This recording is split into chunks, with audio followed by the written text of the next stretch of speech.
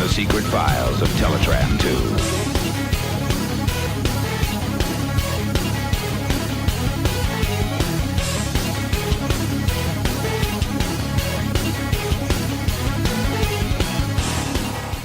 Hello everybody, and from the files of Teletraan 2, it's time to talk comic books as we inch closer to the end of the world. Also, this comic series is ending. Haha, we're all getting closer to the inevitable fiery death that is the end of this world and the universe itself. Woo! Inching closer day by day. Woo! How are you, Andy? I'm good. I'm alright, Mr. Mikey. How's you? How's the world of Le Mikey? Alright, in serious need of caffeine, but alright. No caffeine for you. It's a drug. It's evil. It causes you nothing but sadness.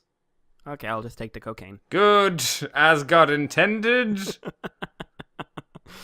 Oh, there's a Futurama quote in there somewhere. Probably. As God intended. That sounds like a Farnsworth thing. I could see that. Anyway, guys, this week we are talking Optimus Prime 22 and Lost Light 22. They have caught up to each other.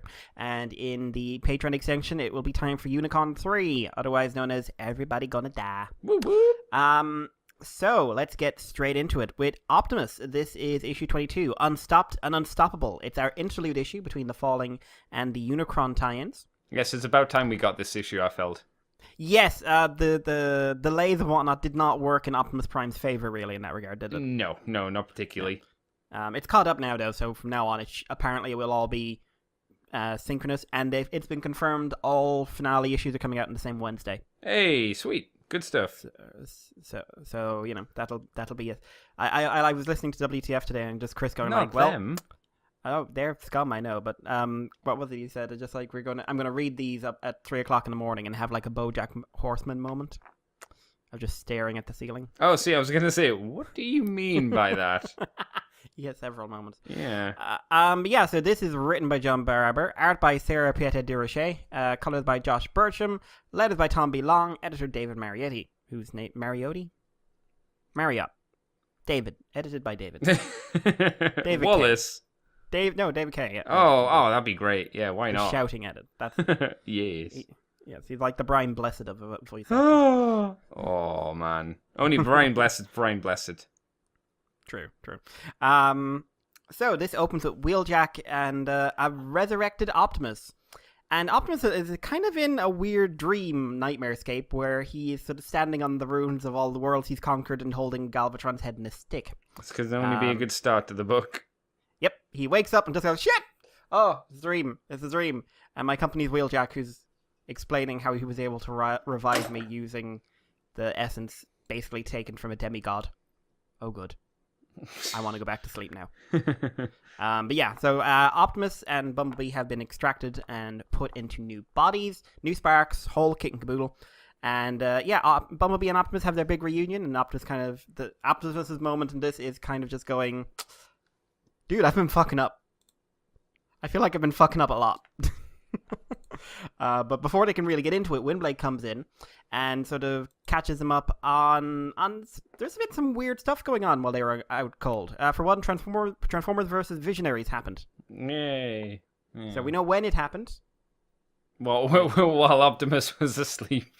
Yep. Because if he'd been awake, it wouldn't have happened. No, that's a fair point. So yeah, Windblade has a recording of Cliffjumper, Subsea, and Rescue, who are two real people from really, I checked, really bizarre, like, one's really loose Marvel, and I think one is like some weird other comic from South America or something like that. See, you know what the weird thing is here? That you see them like going to the portal, and then you never see them again.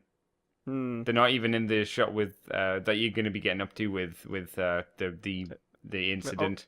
Oh yeah, they're not, are they? They don't seem to be. I can't see them. Yeah, but anyway, they went through the space bridge to Velocitron because they lost contact with the planet. Bit weird. They go through, find everyone on Velocitron is panicking, and Cliffjumper is like, "Oh, what's going on?" And he doesn't notice the giant planet monster behind him. Oh, Cliff. And then we get the freeze frame because if you've read Unicron Zero, it didn't go well for him. No. Windblade says they don't know what the object is, but thanks to the talisman in Visionary sending out a message, they have a name, and that name is Unicron, who they think is the Uncreator, the opposite of Primus. On Earth, Rom is fighting some humans who are in contact with dire wraiths. Jazz joins in to help because he thinks these guys have black market Cybertronian weapons, and together to take them down. Unfortunately, Rom gets basically racked with pain because he senses that his homeworld Alonia is being approached by Unicron, and is like, I can't get there, what am I going to do? Jazz has an idea. On Cybertron, Shockwave is having a moment. Beachcomber is leading him through the streets, and he's basically just rambling on about Maximals and a planet named Antilla, and finding another and belonging to another. And I think he's having what's called a senior moment, because he is like 16 million years old at this stage. Yeah, man. Jeez. Yeah, he's old. He's probably had a lot of senior moments. Yeah. But yeah, Beachcomber says no one's listening, but then we see that Rhinox is in the crowd. In space, Stardrive and Prowl and the rest are dealing with some Maximals, and Stardrive has a similar reaction to Rom and realizes Alonia is in trouble. Prowl, being a dick, basically says, "Forget about him. We're doing our job," and that's hunting down the Maximals and seeing how they're affecting Cybertronians. And Stardrive's kind of like, "I get it. I just think you're an asshole." And he is. He is. On Earth, Trypticon has taken up residence on Mount Rushmore. Huh. Yeah. And Slug is sitting on his nose, complaining about the fact Victoria and Kill Devastator and not the Dinobots. And Trypticon, yeah, buddy, yeah. Bad times. You're my favorite space T-Rex. Summer Grimlock's crying a single tear. I like that little line. And he says, and like Trypticon, yeah, I like you too. True But then friendship. we find out Trypticon speaking in Cybertronian, and the president thinks he's talking about trying to murder them. And it turns out Marissa has at least a beginner's understanding of Cybertronian. Which it makes sense. She is an ambassador, but the president wants Trypticon gone because she thinks she's still slightly convinced they're about to be invaded. But Marissa's like, Trypticon is on our side. Nothing's going to bad happen. Before this really escalates too much, Jazz and Rom show up. Jazz is still wanted for murder, so he says he'll surrender if they'll let Rom use the space bridge to go through to Cybertron. Meanwhile, on New Cybertron, Wreck-Gar announces that Jazz has been arrested, and we cut to people I would very happily have never seen again, which is the colonists, the disenfranchised colonists. Most are kind of like, oh, Optimus will set it right, but there's Slide. Classy Slide. She's such a gem. Yeah. What a gem. Meanwhile, cut to after Unicron Zero, and if you want to find out what's happened in that, you can sign up to Patreon and listen to our review of it. Woo-woo. But but basically, it didn't go well. No. Unicron ate Alonia, Yeah. and Rom is having a moment, and we find out they've lost contact with Eucharis. RC wants to hunt him down. Myra Magna then reveals that she's been talking to Prowl, and obviously she didn't tell Prime because he wouldn't be happy. Prowl comes in and basically explains that him and his team have been, hunting down the Maximals, and they're currently over Division, where Unicron has just shown up and has started eating the planet. Basically, Prowl decides that they need to abandon the planet, track down the Maximals to the next target, see if they can set a trap there, see if they can do something. Unfortunately, Prowl realizes that the next target is Caminus. And while the Cybertronian fleet makes ready to defend it, Optimus has a plan, and it's one he thinks that no one will like. And basically, evacuate the whole planet, let the planet be destroyed, and that will buy them time so Optimus can go inside and try and find a way to kill Unicron. And again, if you want to find out how that went, listen to our review of Unicron 1 on Patreon. Shilling. Meanwhile, Starscream and the Decepticons are hiding out in Metro Titan's corpse. Needlenose is just kind of like, dude, I just want to go home. I just want to go home. Life sucks enough. But before anything can kick off, Rhinox tells Starscream Shockwave is looking to see him. And if you want to hear how that goes...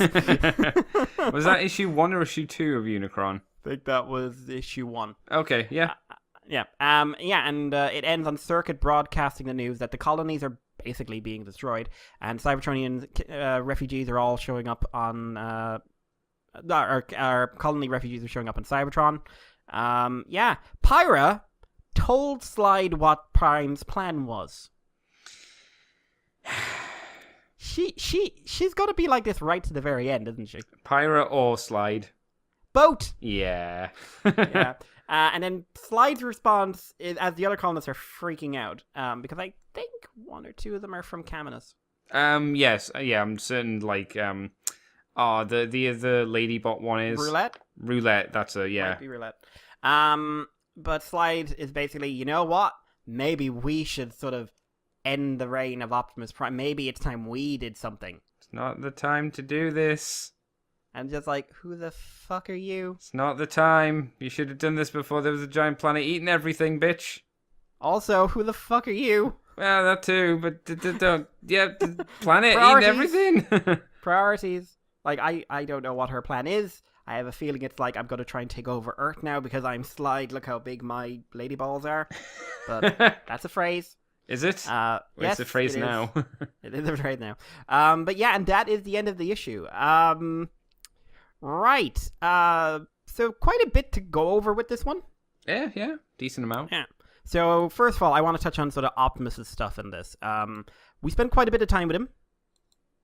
And I love the fact we open another one of his nightmares about the fact he's become the world's greatest monster.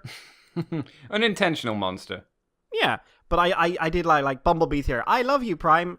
And he's just like, oh, dude, I fucked up. I think I'm fucking up more. I think I'm fucking up as I'm telling you I'm fucking up. Which I enjoyed. I love when John really gets to analyze how Optimus is seeing himself these days. Like, another reason I'd love for him to meet Megatron, just for that conversation of, you know, how they each feel about where the other one is going. Especially in this month's Lost Light. But we'll get to that. We'll get to that. Andy, what's your thought? And like also Optimus, like he plays a very much an observational role in the rest of the issue, but we do get to see he's kind of feeling he's being pushed in a direction he doesn't like. Sure. So what's your take on like Optimus's role on this? It felt a little bit quick how the whole they're all inside Pyra. Oh hey. Was sorted out. That was done in like one page and like oh yeah, we just transferred you all out. Kind of like before. It seemed a bit too easy, but I guess that's okay. Did they have a spare Bumblebee body just lying around? Well, I mean, like, what was it? Like, I like what works for me about this is that Wheeljack goes full Wheeljack. Yes, that's true. And basically, he has more to say before Optimus basically wanders off. That's enough. What is it? So I need to zoom in. What could have gone wrong? Some raw photonic material from the field and Triptychon grew you new sparks. Got a Rossum's Trinity going. Then I pumped the pure information version of you. And it's just like, once he gets cut off there as Optimus is getting up. And it's just like, you know what? No, it doesn't. No. I don't care. You did it. We're done. Moving on. Yeah. Sorry, Wheeljack, seeing issue 0 of Unicron. Everything will be fine. Fine. I do like it. Sarah did a really good job in his expression there, I think. Yes, I did like the artwork in this. It was all Sarah's work. Yep. Like, really pretty issue. Yeah. I liked Rom just chilling out on Prime's shoulder as well. Yep.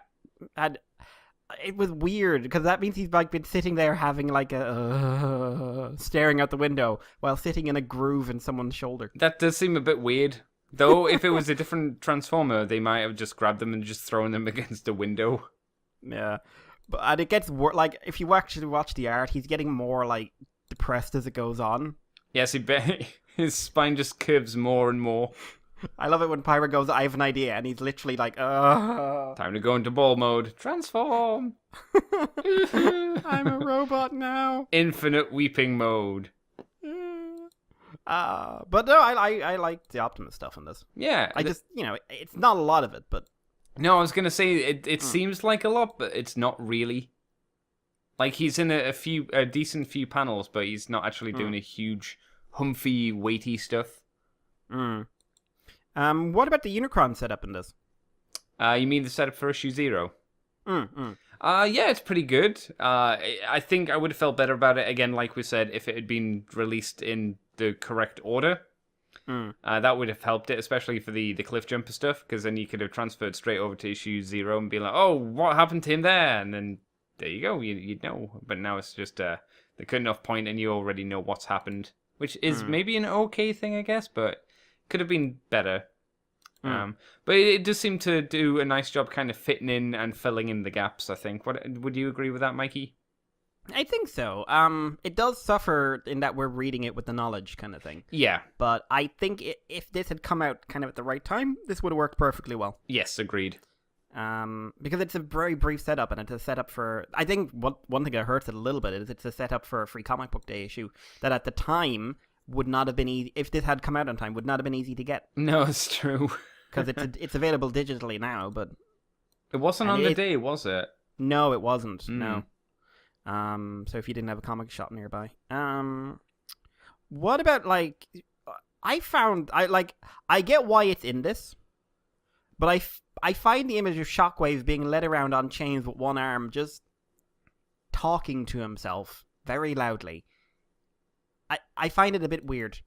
Would it have been better if Sea Spray had a bell and was changing it, going shame? Would that have made it work better for you? I'm sad now because I really wish that was there. Cybertronians pulling off their chassis and exposing themselves to Shockwave. Yeah. Yeah. It is a bit of a weird thing.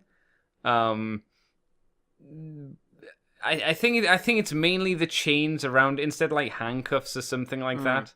The chains do seem a bit overly dramatic, maybe, I guess. A tad. Yeah. I like also it, like though. no offense to Beachcomber, but if you've got Shockwave and he's being held by Sea Spray and Beachcomber, I mean, if he decides to start pulling on those chains, do we really think they're going to stop him? It depends how weakened he's been, I guess. He'd have to be pretty weak to be held down by those two. One would assume. Like unconscious. I did like his page, the way that they did Sarah did the artwork for the purple planet, and then it kind of transitions over, and the planet is in the exact same space as Shockwave's eye. I thought that was quite nicely done. Even the framing of Onyx Prime around the eye was very similar to how the light is hitting the bottom half of Shockwave's face thing. The head. Yeah, head. Yeah, the bottom half of his purple part of his lower face piece. Wow, it's hard to describe that bit. Yeah. I liked it. No, I agree. I think it was a really nice bit of art in that one. So moving on, because like the way this issue is broken up, it's very much chunks of ideas. Yes.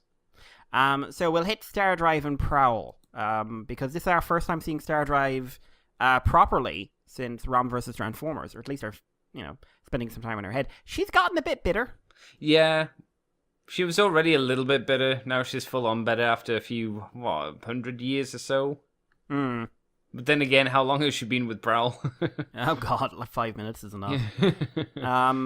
But yeah, I find it interesting. Prowl hasn't fixed his eye. No. Has he fixed his hand? I can't remember. No, the hand thing the hand's is fine. So the hand thing is a weapon That's from autocracy or monstrosity. That's right. I remember you telling me about that now. In the last time we saw it, and I was like, "What the fuck is that on his arm?" He also seems to create a neck cushion around, like something you'd use to sleep on a plane with. Yeah. Well, I mean, he's old. I guess they're all old. He's just trying to save his neck. Sure. But I mean, what did you think about the little exchange with him and Star Drive about basically logic versus, there's 6 of us and hundreds of them, and her thinking like we should try to do something. It's very Prowl, isn't it? It's very, very, very Prowl. I don't think he's entirely wrong. It's very heartless, of course, but the 6 of them couldn't do anything against a giant planet. What are they gonna do? And by the time Star Drive's like, we gotta do something, it's in his mouth. It's in Unicron's, whatever orifice, I suppose is the best word for it. It's like, Star Drive, I appreciate you're sad and you don't want to let people die, but we are past the point of no return. This is like if you see a friend eating a cookie and you're like, can I have that cookie? And it's already inside of their mouth being chewed and you're like, it's a bit soggy now, but I don't know. The whole diary thing as well, when she just kind of goes, angry, and turns into a spiky thing. It almost felt like it was put there to remind us, but not really explain anything about it to us. Yeah, it does feel like there should be a little box there saying "Read ROM versus Transformers." But even then, it doesn't give you a huge explanation of what's going on there. Are we assuming that she gets like that when she's angry? I don't know. Hulk? Like, we still don't really have an explanation as to why it happened. Like, Don't why we? No, don't we? why wasn't she taken over, or why isn't she a mindless monster? Yes. No, You know? that's a fair point. Yeah, we still don't know why. I mean, I'm sure they showed why she was taken over, but yeah, they don't say why she is Why she A-okay. hasn't? Yeah, because she still seems to be herself, but Yeah. with spiky laser shoulders. Yeah, and it's not like she has any of the ROM technology in her to make her like resistant against it because she got rid of that skin. Yep. But yeah, I mean, yeah, Prowl's role in this is very much reintroducing him to the cast, basically. Yeah. Hey, Prime, do you remember I'm a dick? Still a dick. I really wish, like, it wouldn't have made any narrative sense, but it would have been really funny if the second that Prowl showed up in that holo communicator, Prime just turned it off. He was like, hey, Prime, I wanted to. Oh, he hung up. I would have liked if Bumblebee went, oh god, it's Prowl! No! Hey, Bumblebee. No! Everyone just starts running, screaming out of the room. I don't want to die! He'll flip all the tables! I just want to have my breakfast in peace. Oh, dear. Yeah, the Starscream thing, there's not much to say. No. It's just he's just set being up. a super coward. This feels like I'm consolidating. I'm consolidating. We're living inside a corpse. I'm consolidating. Mm-hmm. Consolidated. And it's also like the way the story plays out, like the idea of Starscream as our moving back into a Decepticon position doesn't really have significance. No, it's just there for some reason. It's there to set up the fact that he's calling that he's doing stuff for Unicron. Issue 2. Yes, yeah. I believe. Yeah. So yeah, not the strongest bit. The last bit really is the stuff on Earth. Jazz, Rom, and the colonists. The and lamos. also yes, and the bit with Marissa and the president. I really like that bit. I like anything with Marissa, but I just really like that. Like, Marissa has really changed around a lot. Mm-hmm. And it's not like she's friends with all of them, but she can be friends with some of them. Yeah. And plus, Triptychon and Slag had a great moment. Yes, I really like that. That made me smile. That was a very fun scene. Though I think I get why the president is like really angry, but she needs to chill a little bit. Yeah. I mean, he's not stepping on Mount Rushmore. No. Why would you not just move them slightly further away from Mount Rushmore? Just walk over there, like all the tourists at Mount Rushmore, standing on that little viewing platform. Man, that would be such a good time to go and visit Mount Rushmore if you could get there. Man, that'd be so good. That'd be a good photo op. Yep. I want to see the selfies with just this gigantic robot T-Rex in the background. With a Triceratops on his nose. I'm all for this. It's great. Well, oh man, what if like people take the photos just like, this is really cool. Yeah, like, is that a Triceratops on his nose? They'd all be that asshole who do, the Leaning Tower of Pisa thing where they're holding up. They'd all be pretending to lean against Triptychon or something, or pretend that they're bigger than him. It'd be like, you're all shit, but I'd do it too. I don't blame you. What about the jazz stuff? What do you think of that? Well, I mean, it's raw setup. Yeah, I mean, that's really all I thought about it. It was just, how do we get Rom from Earth, who was left there, into space? And was Jazz in the Unicron stuff? I can't remember. No, but apparently the Optimus Prime stuff that's running concurrently will be on Earth, and we'll focus on him and the colonists. Oh no! At least for initial, I think it's basically going to be Jazz punching Slide in the face, which I'm totally okay with. Yeah, I say oh no because I don't want to see or spend too much time with the colonists because they suck. The worst. They are the worst people. Yeah, they're not badly written or anything. When I say they suck, I say they suck because they're all terrible people. They are the worst of belief. Yeah. Like, there are people who believe and believe well and all that. This is what happens. They are Westboro Baptists. Why are they still hanging around with Slide? Because they're all still kind of okay with Prime, and then there's this asshole who's just like, fuck you! Oh, fuck you all! I hate everyone! I hate you! I hate everything! She seems super unpleasant to be around all the time. Yeah! I think basically because now Metro Titan's gone, they can't leave. So they're all just stuck together. Yeah, basically, and she has no friends, Yeah.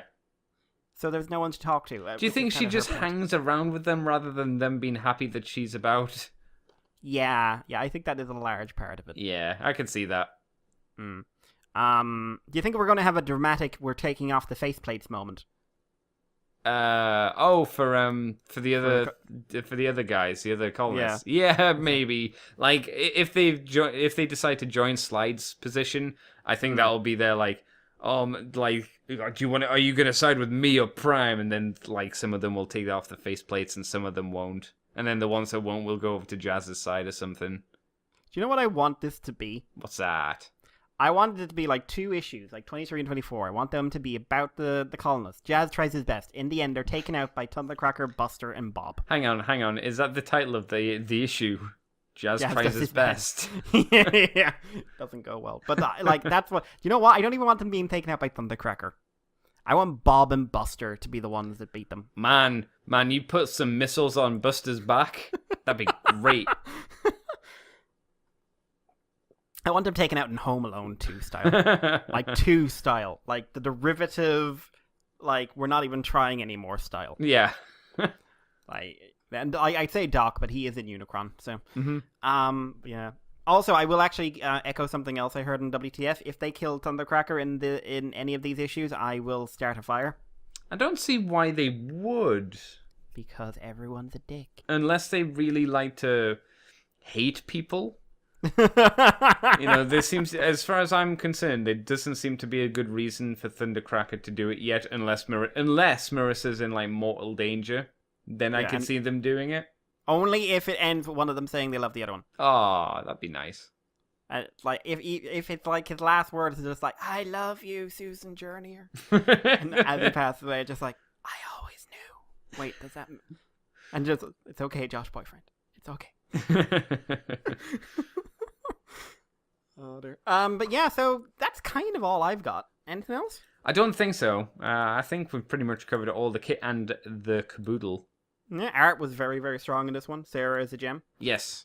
I think I was surprised by how well Josh's colors worked with her stuff, because usually I'm more used to her own self-colored material, and it's very vibrant. Yeah, agreed. It worked nicely together.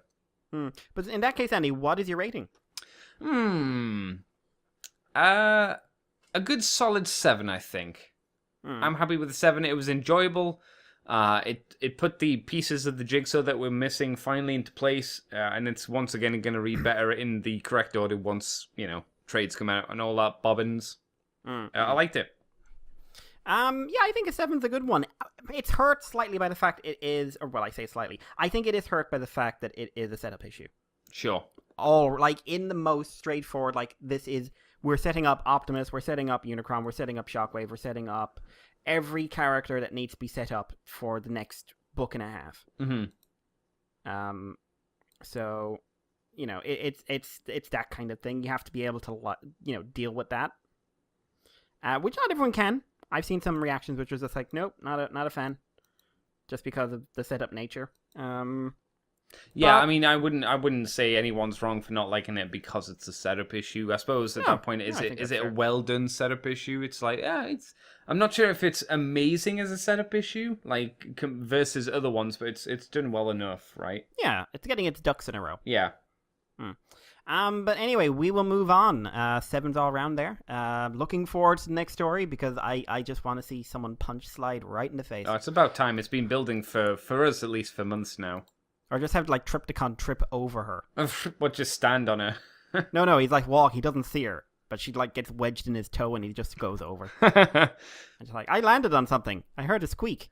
Everyone else that was a sigh of relief from everyone else watching. I could also go for something akin to, do you remember, oh god, what was his name? Dude with the cone head from Armada.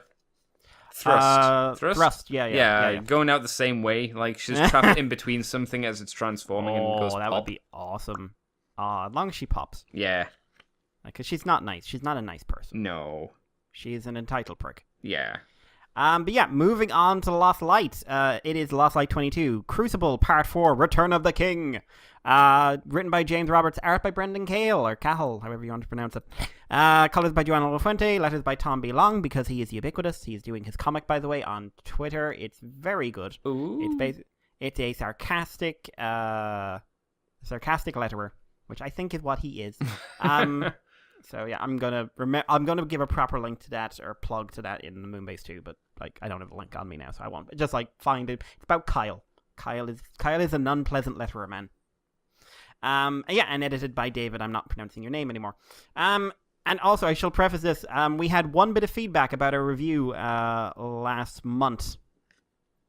On Lost Light, that they felt it was Marion on Twitter from the podcast Maximus, and she sort of said like the Optimus review was really strong, but she think we were probably overly harsh on Lost Light. Oh, okay. Looking back in it, I can see my own biases probably did mean I was a bit ready to start swinging. Right. So I will preface this with everything I'm going to say is that my own biases are also playing into this issue as we go on. So, I suppose they always will, because they're your own biases, I guess. And they are significant biases in this case. Sure. And I mean, I haven't been enjoying Lost Light for a while, so I'm quite happy with what I said. But I will agree, compared to other people, it will be considered very harsh. I understand this. Yeah, but like, again, I'll always happy to have any kind of feedback. Of course. So keep it up. Like, any comments you want to say, we'll probably mention them on one of the shows. But yeah, so the issue opens with Rodimus basically going, Megatron! Megatron's back! Shoot him in the face! You're a dick! And then a very quick panel of Megatron very clearly showing his Autobot emblem, showing that was very much a panel at the end of issue 21, because, hey, comics. And yeah, as Rodimus is accusing him of gathering an army in the functionist universe, Megatron is just like, why do you not see the bigger picture? As a giant hand comes through the rift. Followed by a robot about the size of seven or eight Cybertrons. And as everyone points out, that appears to be Primus. And we find out that what it is one part, two modes, three functions. It's Cybertron, the Functionist Cybertron. It's an avatar of the Functionist Council's galactic debt-bringing. And it's basically a way for them to wipe out all life in the universe that's not Cybertronian, because Primus told them to. Woo! Megatron says that he detected their spark signatures coming through, but he's going to try and find them, and obviously he doesn't have a fix. And Rodimus says, hey, we're on the ship. We're on the green ship. We're on a world sweeper. And Megatron's like, why are you on a world sweeper? And they very quickly go back into their old routine of Rodimus being a child and basically says, hey, yeah, we got kidnapped. Megatron explains, I didn't run away. You left me. We're going to move on from this. Get on. Grimlock is rather bemused, and Rodimus says something which I think is very telling. He's not that bad when you get to know him.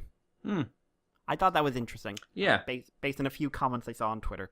Wasn't Grimlock really Megatron hatey as well in earlier IDW, because he seemed to go along with this Megatron's okay fairly easily. And I mean, convenience for the story and everything, but, To be fair, I don't think we've seen Megatron and Grimlock interact once. Yeah. I might be thinking of Dreamwave, because Dreamwave is much more... Oh yeah, well, Dreamwave as a whole, he kidnapped the Dinobots and all that jazz. But here, they've barely interacted. Okay. Like, the only thing we know is that when Grimlock switched back to the Autobots, Megatron bumped his name to the top of the list, and it was like the big moment. It was just like, it was seen as a big betrayal. Yeah. So I don't know, but trying to figure out how Grimlock feels about anything that's not punch it in the face is, yes. difficult. But yeah, so we find out that what Pharma and the Grand Architect saw through the portal when he traveled through time was a gigantic creature capable of basically absorbing the energy from planets and moons. Well, the way it's phrased, I take it as it's not this specifically, but it could be interpreted as this, or it could be potentially Unicron. Yeah, I think it is probably this. Just because of a comment James made at the TFN panel that I read. Okay. Which was basically, I was always doing Giant Primus. Ah. Apparently, he says anyway that it was always in the works, and like the Unicron thing is just like, it's a coincidence. Okay.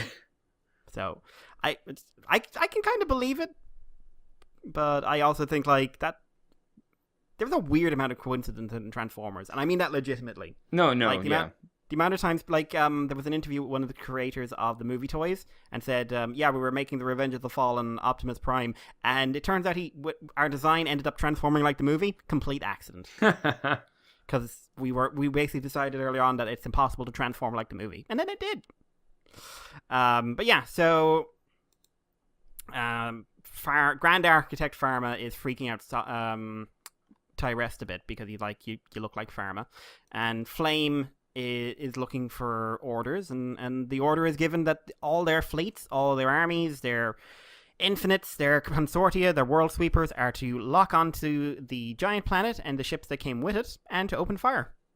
And a gigantic space battle opens up where the Megatron's purple lost light, otherwise known as the last light, zips in between and is heading for the world sweeper that is holding Rodimus and crew.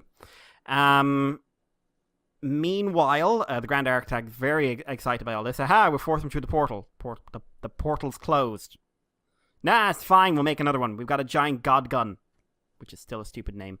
Tyrest wants to know why, he wasn't told Primus was the enemy, and then the Grand Architect says, that's not the Primus I know.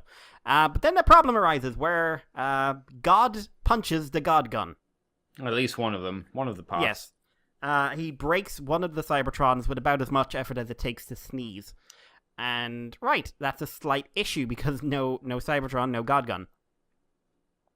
But Tyrest is kind of pointing this out, but the Grand Architect is being very distracted and wants to speak to the prisoners, and he's looking at a picture of Ratchet.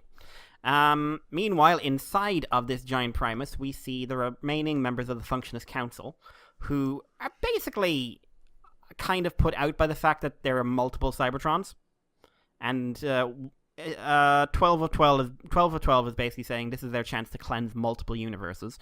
There's a bit of doubt and dissension, but they're all like Primus's plan. And we find out what happened to Terminus.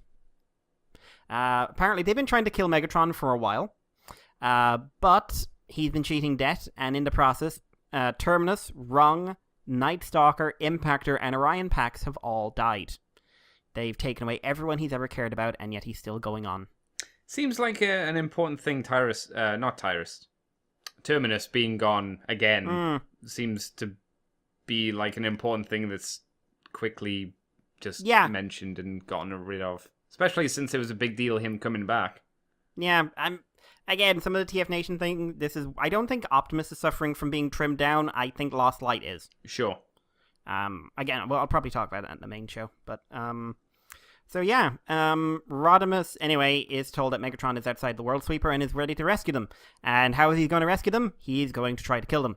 Yay! So he launches a bunch of missiles, and I do like Rodimus takes there's no hesitation, there's no nothing. He's just like, yep, we're leaving, loudly and dramatically. But then the Grand Architect and some troops show up, and everyone's kind of shocked to see Pharma, obviously. He gives the order to stop them escaping, and in the process, Drift is mortally wounded. Megatron's missiles hit, and everyone bar, Rodimus, Ratchet, Rung, Whirl, Nautica, and I think that's it, actually. I think so. All sucked out into space and collected by Last Light, by Decibel, who I was surprised to see, because that's one of the Dinobot combining cassettes. Really? That's who did it? That's one of the guys who Megatron. There's a scene of him telling Megatron they're trapped in the universe. Yeah, and that's Decibel. Huh. Okay. But yeah. So, and the Grand Architect's really dickish here. He's just like, listen, I just wanted to have a chat, but no, you go make a scene. What a douche. Yeah, and it we basically find out that the space bridge that Tyrest made took you into his brain. Which I feel needs more explanation. But basically, when Skids went through, he basically entered into either his mind or a reality created by that. And when Skids went back, the Grand Architect tried to grab him and ended up pulling in Pharma's dead corpse instead. He made it his new body, but Pharma ain't quite dead. So yeah, he briefly pipes up and tries to talk to Ratchet, and it seems there's a bit of an identity crisis going on. But we find out the name of the Grand Architect, and it is Adaptus. One of the guiding hand.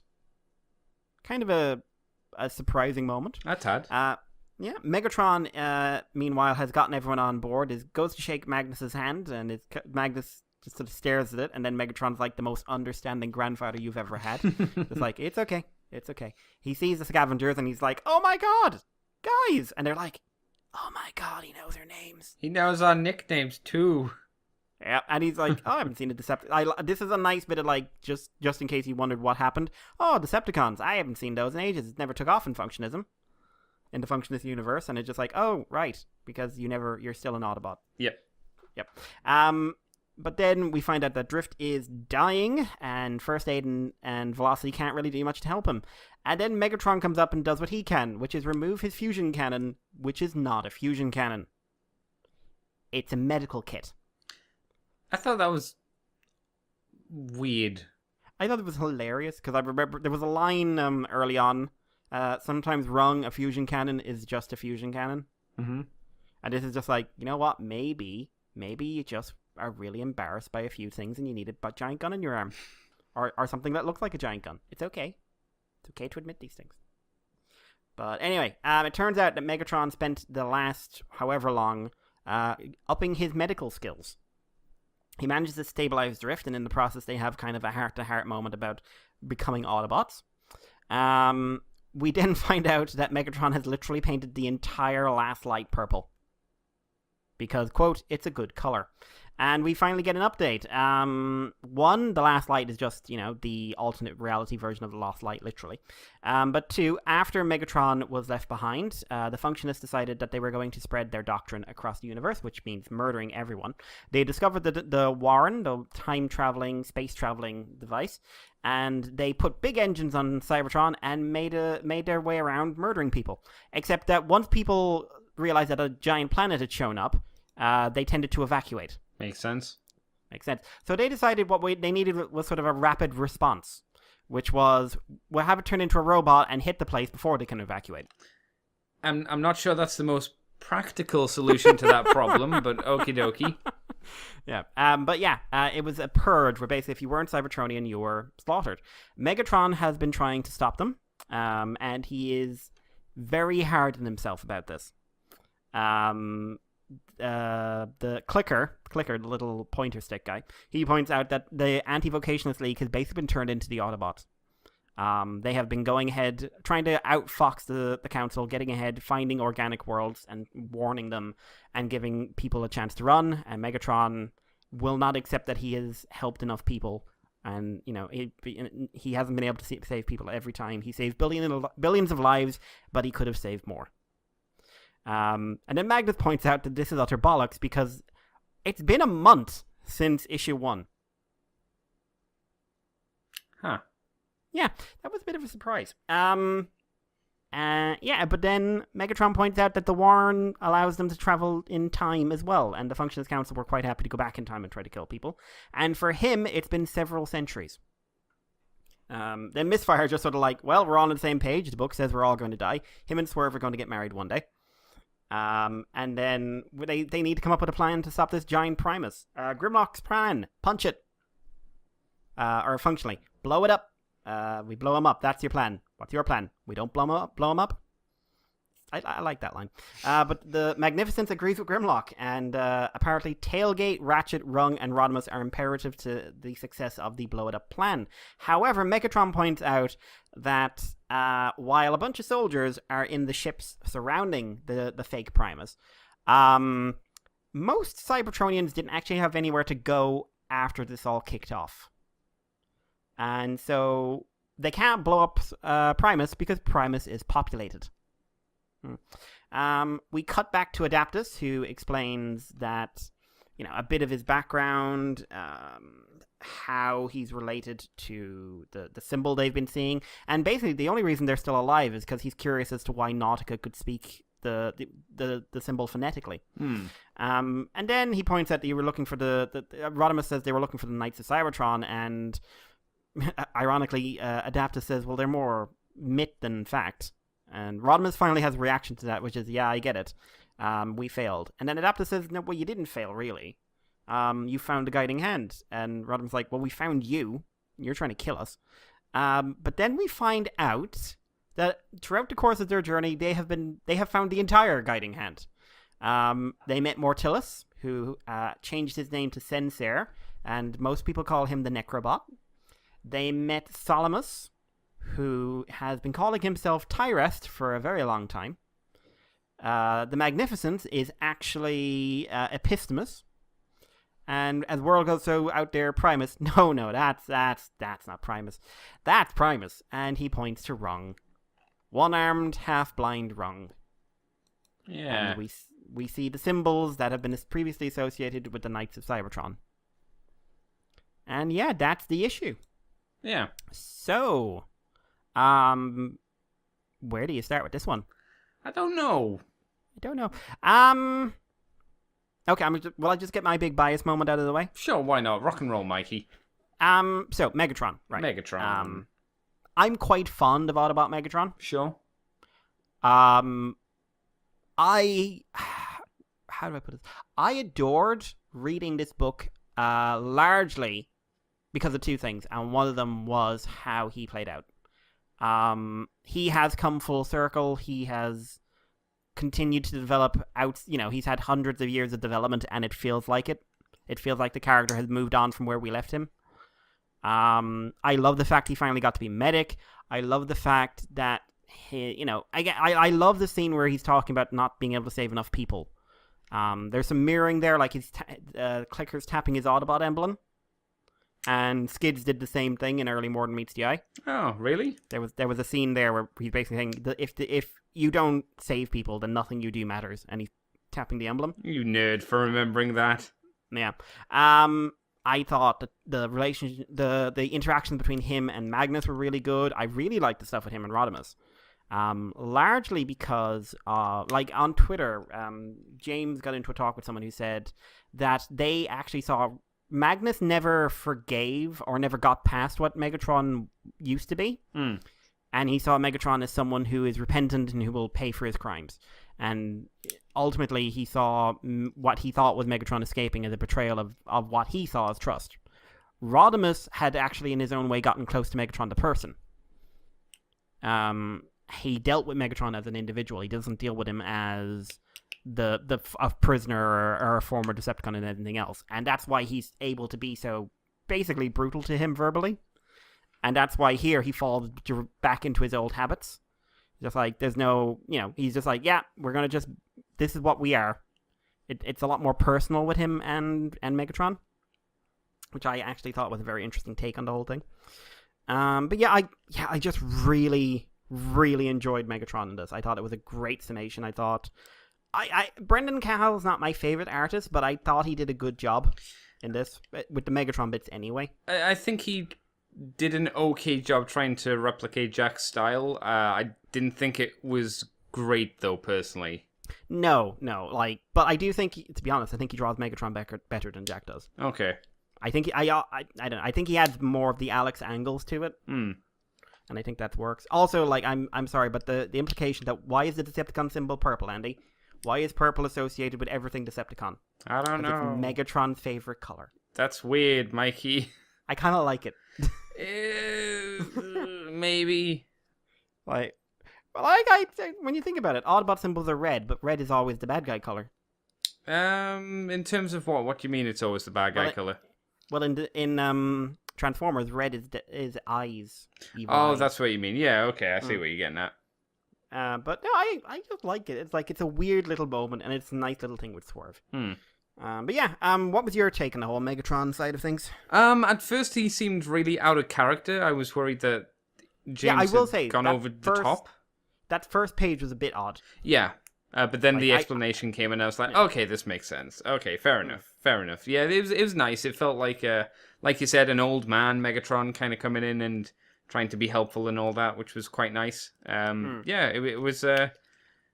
Yeah, he was interesting. It was good to see Megatron back after all this time, because it does feel like it's been a very, very long time since Megatron's been about, and I suppose it has really, hasn't it? For us, it has. Apparently not for them. Well, for Megatron, it has been though, I suppose as well. Yeah, the month thing is. That means that basically this book is about 1.5 years behind Optimus Prime. Yeah.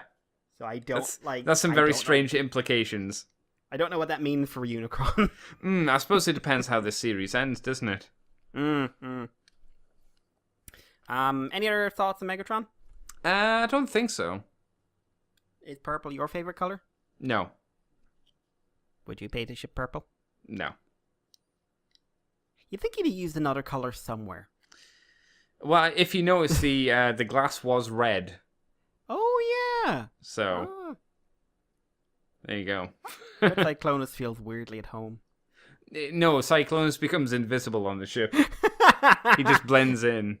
That's what you want. You want Cyclonus of all people to be hard to find. Exactly.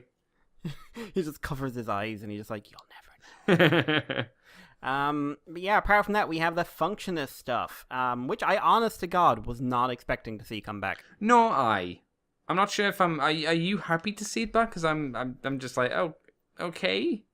It's one of the things I actually not necessarily like the idea that the Functionists have a giant planet that's trying to murder us all, but something this reminded me of is the kind of reveals we were getting in the first season of Mord Meets the Eye.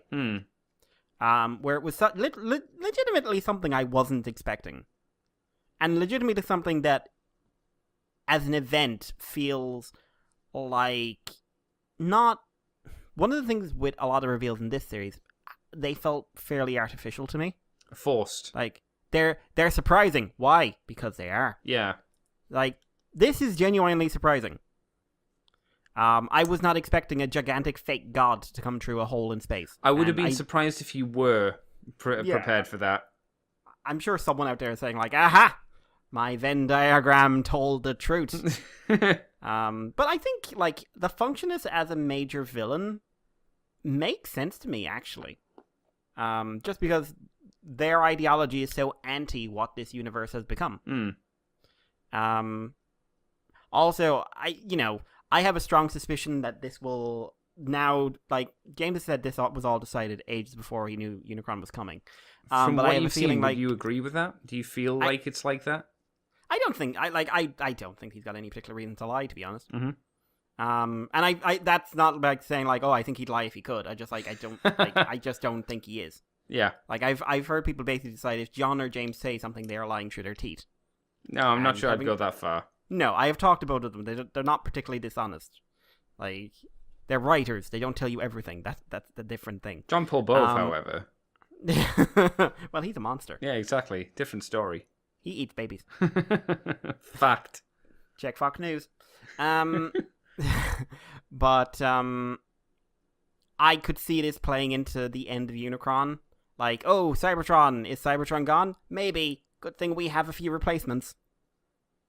Or, hey, there's a populated planet out there with Cybertronians that could replace ours. Also, it's a giant robot. Like, I could see some of this playing out that way. But yeah, like, any other Functionist thoughts? I did like how they were all holding hands. I thought that was quite sweet. No. I mean, necessary probably, but I was like, oh, they're all holding hands and they've all got the little capes on. Oh, even if they are starting to slightly go against each other. I'm not sure I'd use dissent as you did. I think it was more like, yeah, should we really be here? Because we've still got to clean up our universe. It's like, no, this is the right thing to do. Kill everything. You're right, Bob. I am Bob. Woo! There. The only other major point in this is Adaptus, then. Because, like, again, this is very much divided into 3 big points. Adaptus and his buddies, let's be fair. And his buddies. Yeah. So, hey, Andy, they found gods. Yeah.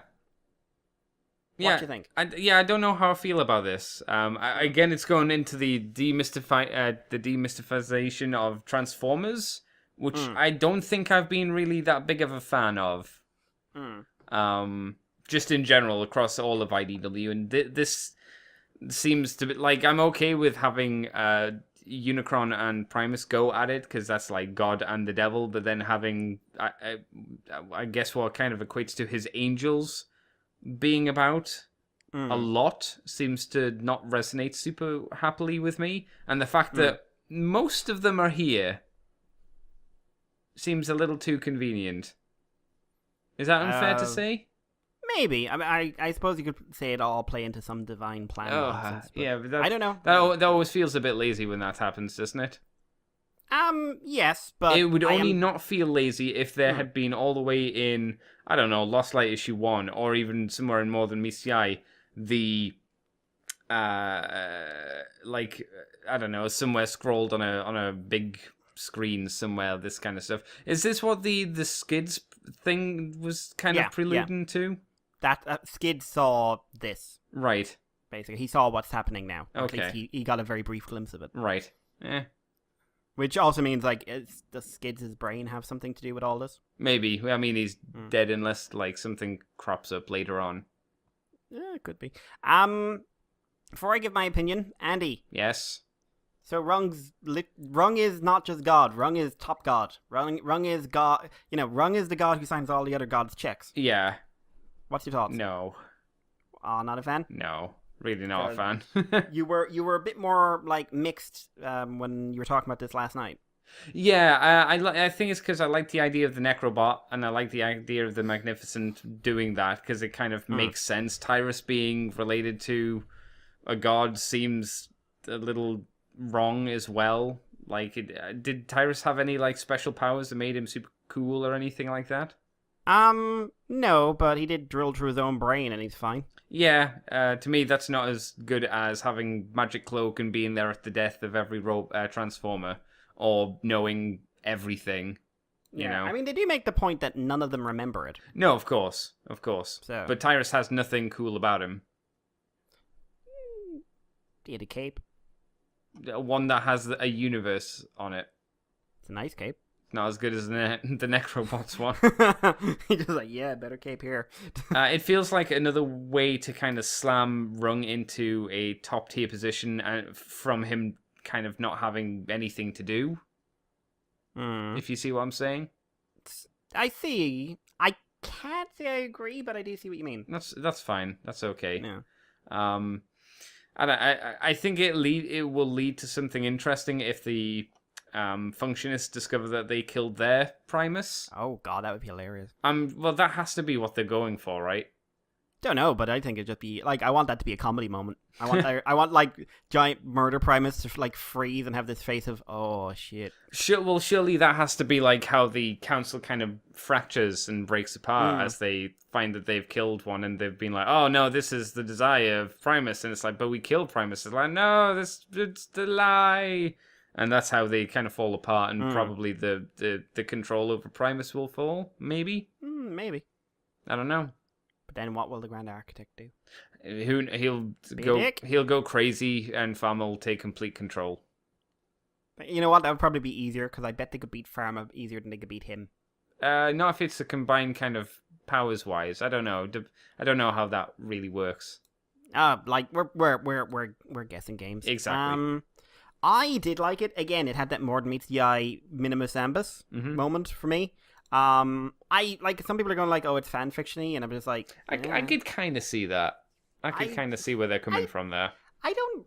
You know what? Over the years, I've lost a lot of respect for that term, because I feel like people just use it and they don't. I think they just use it when they don't like something. Maybe, yeah.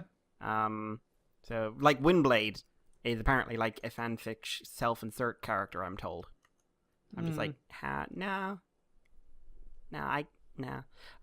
This works for me because of that. Like I said, it's got that Minimus Ambus is inside Ultra Magnus moment for me, and I've always liked that. The guiding hand reveal, I think that for me the slightly forced element is that they've met all of them in their travels by coincidence. So I want, like, they keep pointing out they've got a time travel warren of things.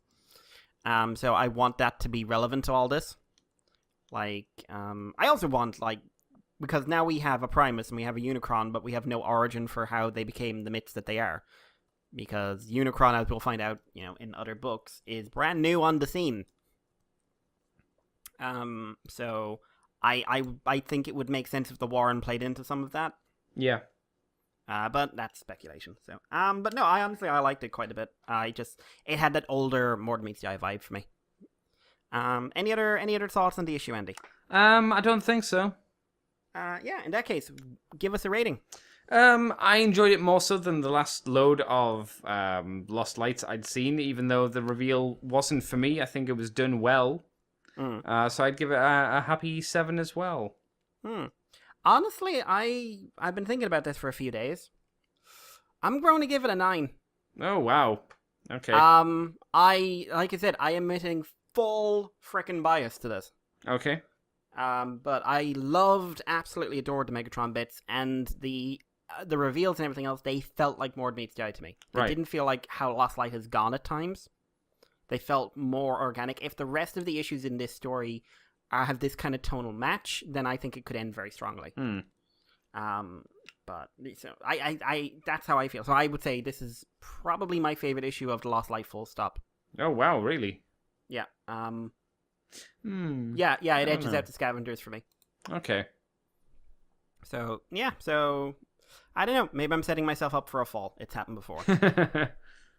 But yeah, guys, that is the end of the main show. We've only got 2 issues this week, but thank you all for listening. If you want to contact us with some feedback, you can do it on our email. The email address is themoonbase2@gmail.com. We've also got our Twitter, themoonbase2. If you want to hear what comes after this, the extended Patreon edition of the show, you can go onto our Patreon, support us for $2 a month. You'll get the extended comic show. You'll also get Moonbase Woo Woo, and you'll also get interviews and special episodes about a week before everyone else, which means you'll be smug and have all the bragging rights. That's right. You can't tell anyone because that's spoilers, and that's just mean. That's right. Yeah, Andy. Mikey. Where can people find you for when they want to find you? You can find me on Twitter as CCTFW, on YouTube as Cobra Commander TFW. You can find this podcast on the Moonbase 2 forums, so on Twitter, iTunes, Facebook, Libsyn, all those are the RSS feeds I may have forgotten to mention. We're also on YouTube as Moonbase 2 Transformers Podcast, and you did the Patreon one, so I don't need to do that. So I think that's it, Mr. Mikey. Yeah, guys, thank you for listening. And if you're on Patreon, stick around. We're going to go to Unicron issue 3. And yeah, we will talk to you all next time. Say bye, Andy. Bye-bye. Bye-bye. You are now leaving